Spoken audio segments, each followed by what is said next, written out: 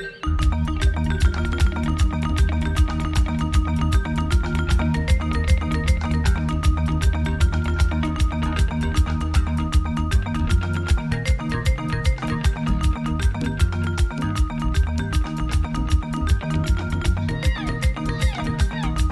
we are meeting our guest, Solomon Okwaput, a respected Etoset professional and a community leader based in South Sudan. With over 20 years of experience in supply chain management, he has played a key role in strengthening operations and driving sustainable growth across East Africa. Beyond his professional career, Solomon serves as Emolumo ambassador for Atekel community in Southern Sudan and is a spokesman for NRM Southern Sudan Diaspora Branch, advocating for cultural heritage unity and the voices of Ugandans abroad. He's also a board executive member of Leaders of Uganda living in Southern Sudan. His work reflects a deep commitment to leadership, community development, and regional progress. Welcome, Solomon. Thank you. Thank you. Yeah. Kakura Nsima. Yes. Yeah. So our conversation today is we are only talking about how the Northern Ugandans have structured their wealth transition, or is it the same as we've seen the Western Uganda where there's no transition, or the elders in Northern Uganda have a different perspective on wealth and transition and how it is done? Because the reason I wanted to bring the whole Uganda into the picture is to understand how each and every region looks at wealth, because we all look at wealth in different ways. So my first question is talking about traditional approaches to asset building and preservation. So how did your parents and grandparents traditionally build and protect assets such as land, livestock for businesses?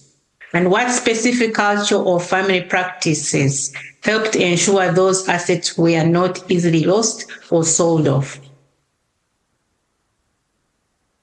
Thank you very much, Nsima. Well, first, maybe I know you rightly said that the focus is for the Northern.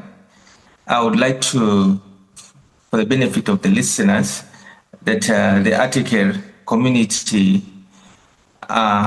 comprises majorly the Iteso, the Turkan, the Lango, and the Karamojong in Uganda.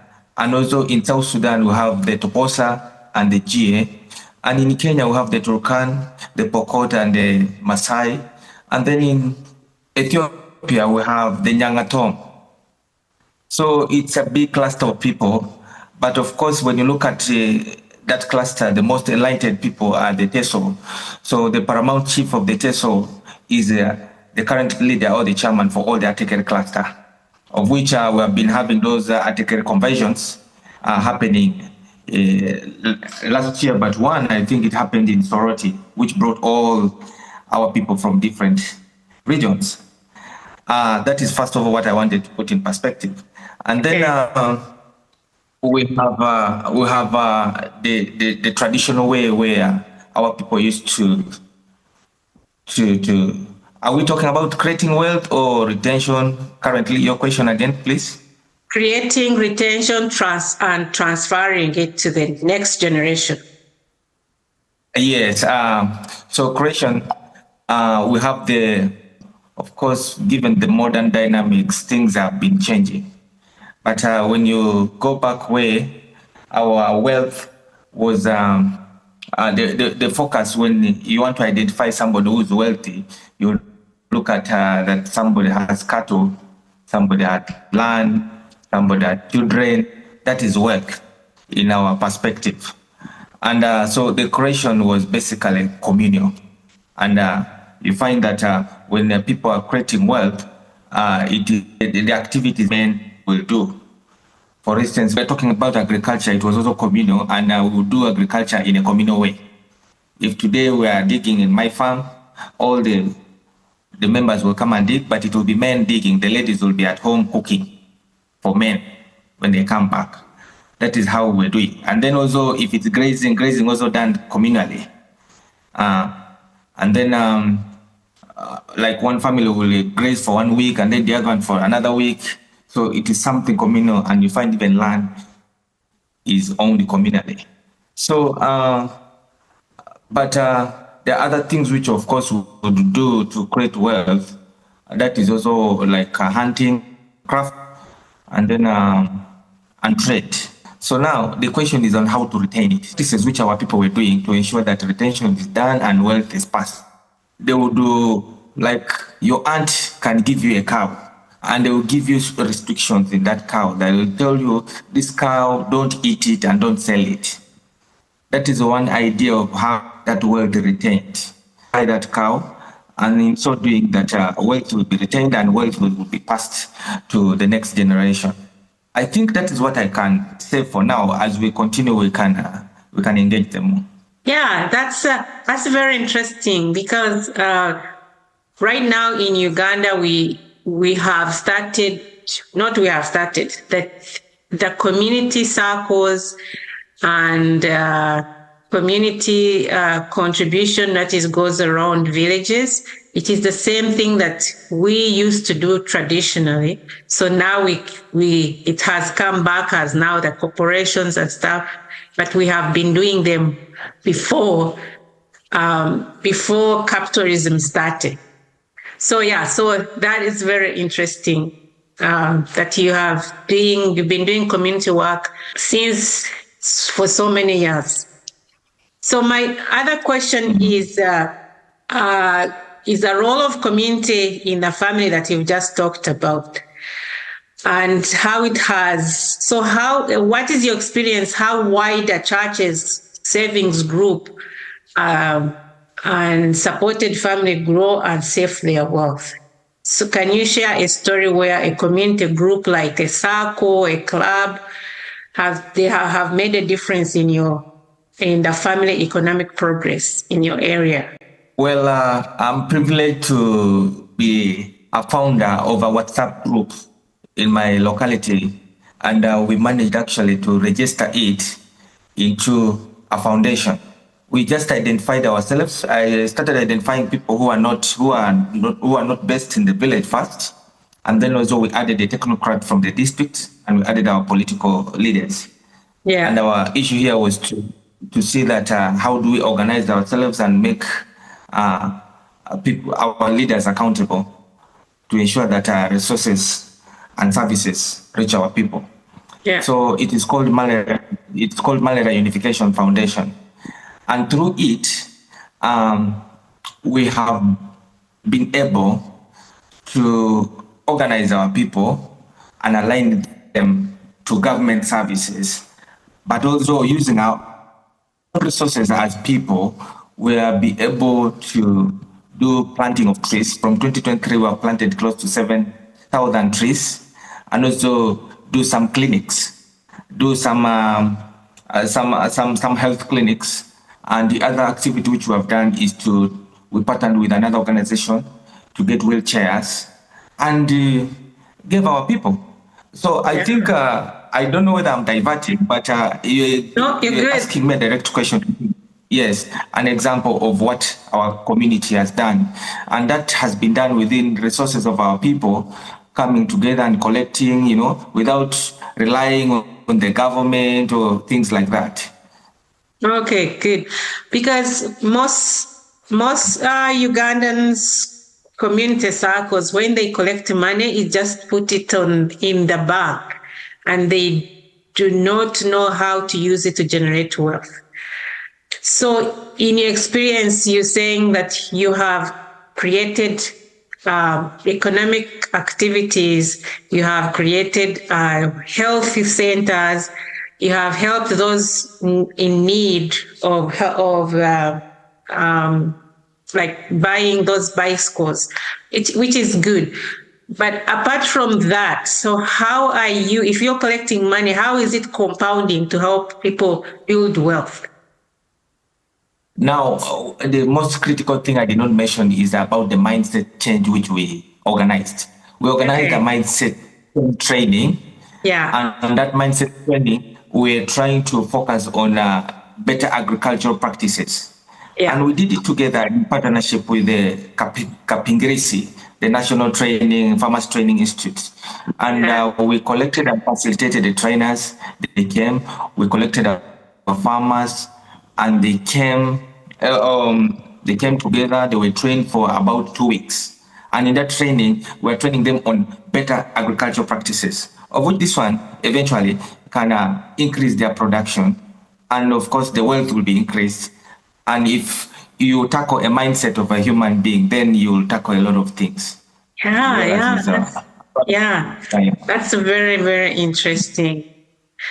So my other question is about intergenerational knowledge transfer.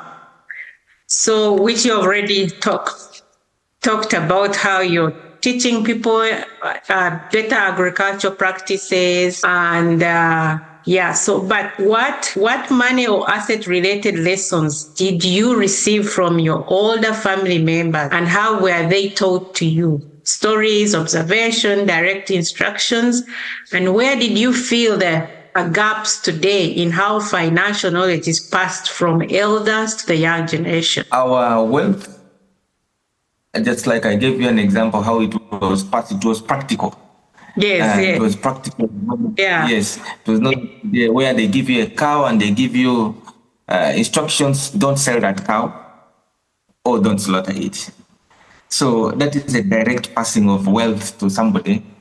And there are also taboos, which they used to tell us that there are things which you're not going to do to wealth-related items, like to cattle. If you do those taboos, it will affect you will not be a successful person. So those are some of the stories they used to tell us. Somehow they could do, they could instill discipline on how we can manage our wealth. However, and then also we used to have granaries for food, because food is also part of wealth. We used to have granaries in every family where they could store food and people would have enough food. But nowadays, those things are not there. You go to the home, the food post-harvest practices are no longer there. Somebody is just sleeping with the food, and so those are the cultures which are there, and they're affecting our people and putting us in so much poverty. And I think I've answered that question. I don't know. Yes, you have. The reason I asked that is that wealth shouldn't start from, it should start from the ground. Like if you have children, have we started talking about them, how we used to have granaries, how we used to have, how we used to keep our beans in we used to, in order for us to save beans, we used to put that extra salt from cooking stone, remember that? I know how they call it in your language. Yes, so we had, that's how we used to save. Like traditionally, we had our own ways of saving. We have our own ways of investing. But have those things, have we left them with our children? Are we transferring our children? Are we teaching them those ways? Have we forgotten our ways? And now we are leaving children to start from learning other savings from Western world. So are we treating our own cultural beliefs of saving, of investing, so that we can save? Because it's from, as you said, they used to tell you stories about not to sell a cow, but you need to be able to create wealth by accumulating some kind of cash to start something. Or because, like, if you have a cow, yes, you can sell it and get money to start a business. So those are the things that we have, most of the people have forgotten, and they are not talking about it.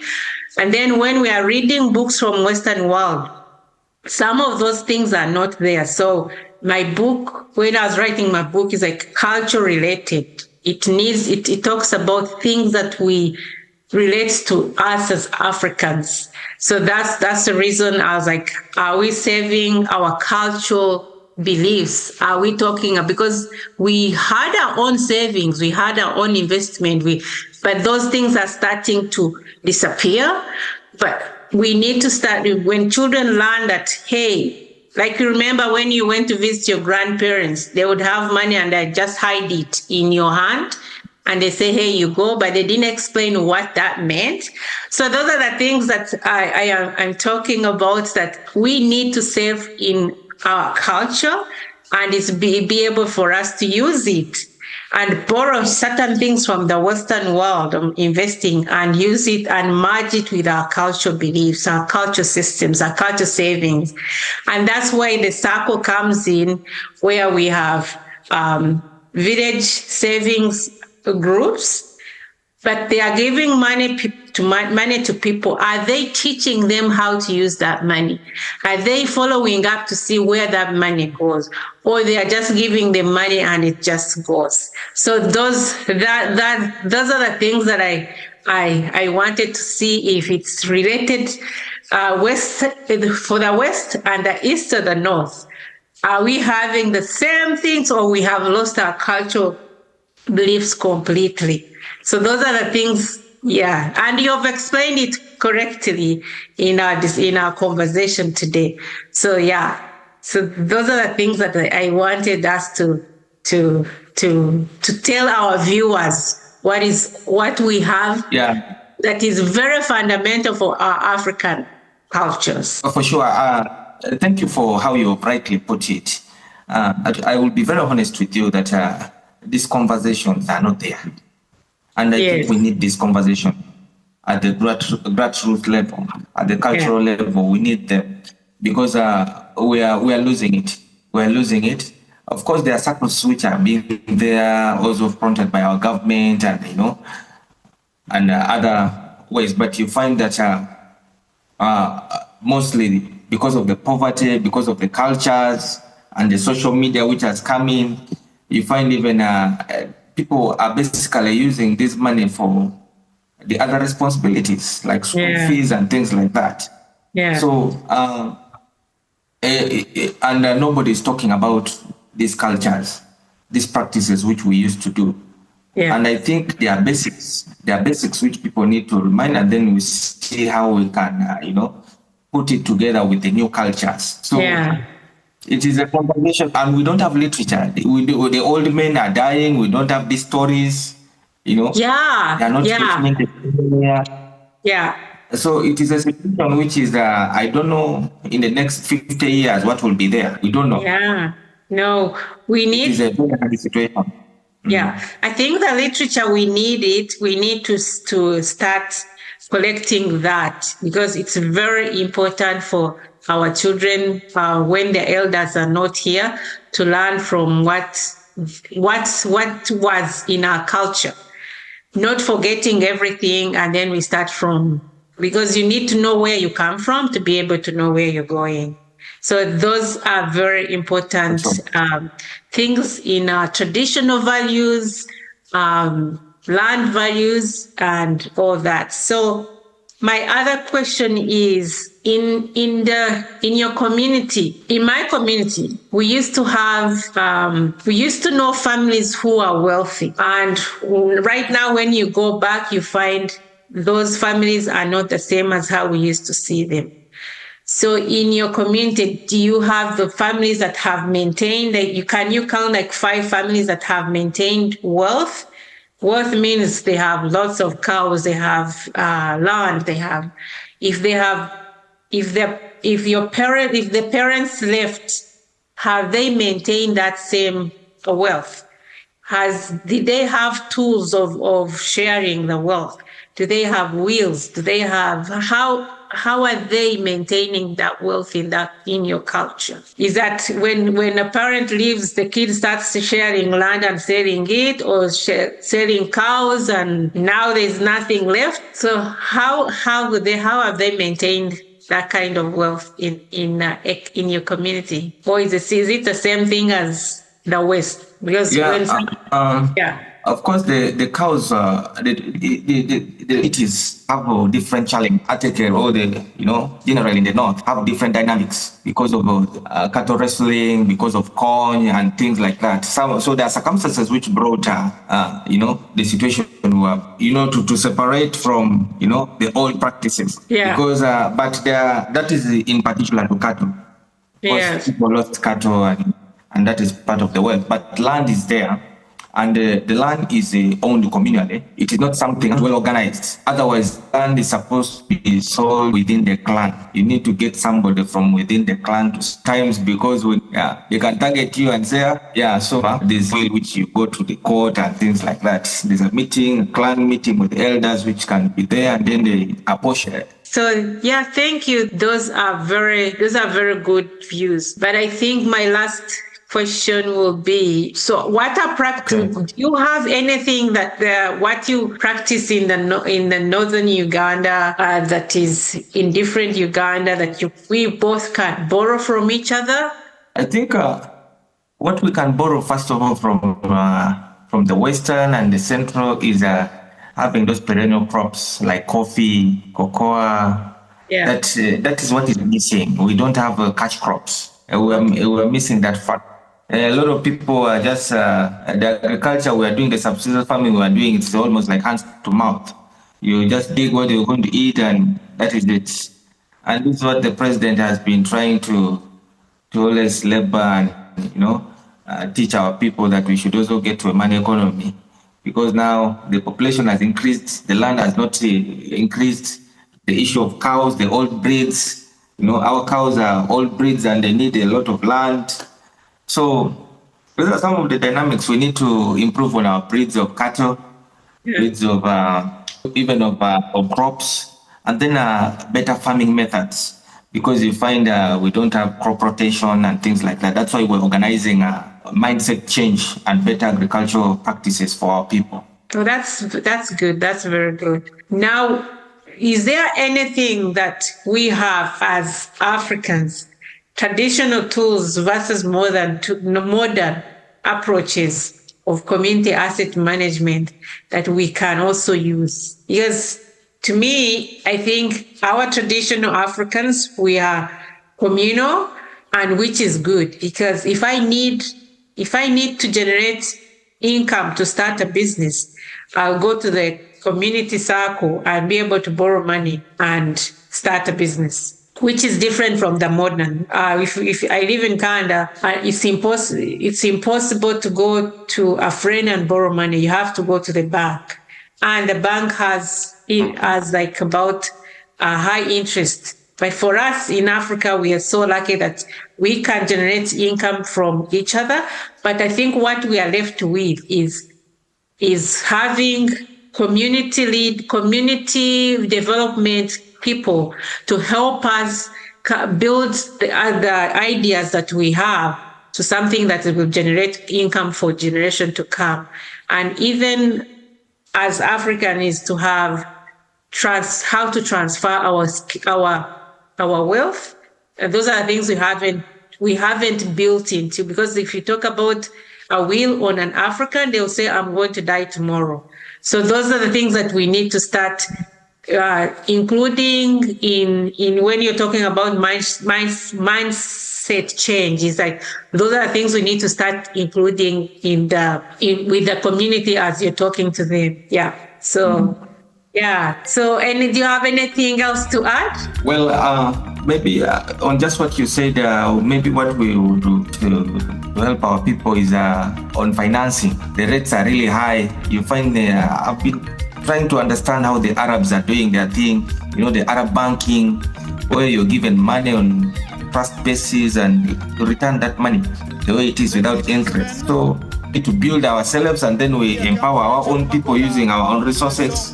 If we can also do the same thing, those who are privileged, I think if we can do that, it can improve our people in the trade industry. Yes, that's amazing. The only thing that where I'm from in the West, the trust is not there. People, they borrow money and they don't pay back. So I think that is something we need to start building. But I think it also comes from not having enough. They borrow wanting to pay, but they don't have enough. So I think it's like teaching them what it means and how they can start building their income, and then they'll be able to pay back. And I think we've come to the end of our show, unless if you have something else to add. Amazing. Okay, yeah, it's amazing. Thank you for this opportunity. Yeah, thank you so much for taking your Sunday to talk to me.